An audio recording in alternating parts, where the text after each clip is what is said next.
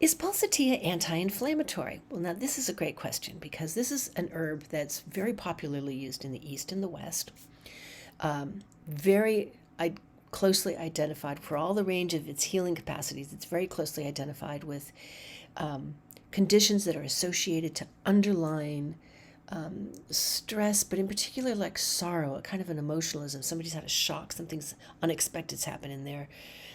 They're weeping and moody, kind of smiling and laughing, having those kinds of responsive.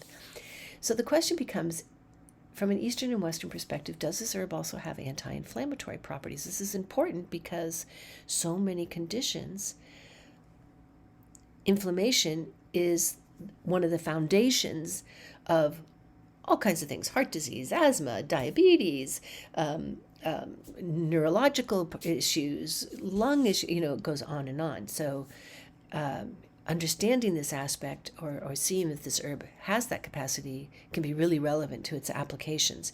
Now, from a Western perspective, the main compound so let me take another step back. There's about 35 different varieties of Pulsatilla, and they're pretty much interchangeable, depending on where in the world you live.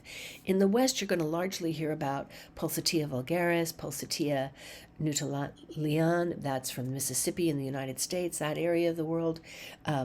Pulsatilla nigrican, that's the popular variety for making homeopathic remedies. Great way of making use of this plant. Pulsatilla pratensis. And in the East, we're talking about Pulsatilla chinensis. And this has been studied and found, as the other plants do as well, but this particular variety has been found to contain a really active compound known as animicide B4. And this compound has wide-ranging anti-inflammatory properties, anti-cancer, antioxidant. So these properties kind of really work together, you can tell. And it's been found in animal studies to be very effective for treating and preventing acute colitis. Well, what's colitis? It's swelling and inflammation of the large intestine, and it can create, and if it gets to an ulcerative state, it can create rectal bleeding, blood in the diarrhea, abdominal cramping, pain, fatigue, weight loss, anemia. Crohn's disease can kind of come in here. This is some of those symptomologies as well. These can be caused from infection, from food allergic reactions, intolerances, or radiation exposure from, say, cancer treatments. And this is an herb that can help treat those. Now, the acute conditions, it can come in more quickly. With radiation, you're going to be using it for a slightly longer period of time due to the nature of the impact of that sort of treatment on the body.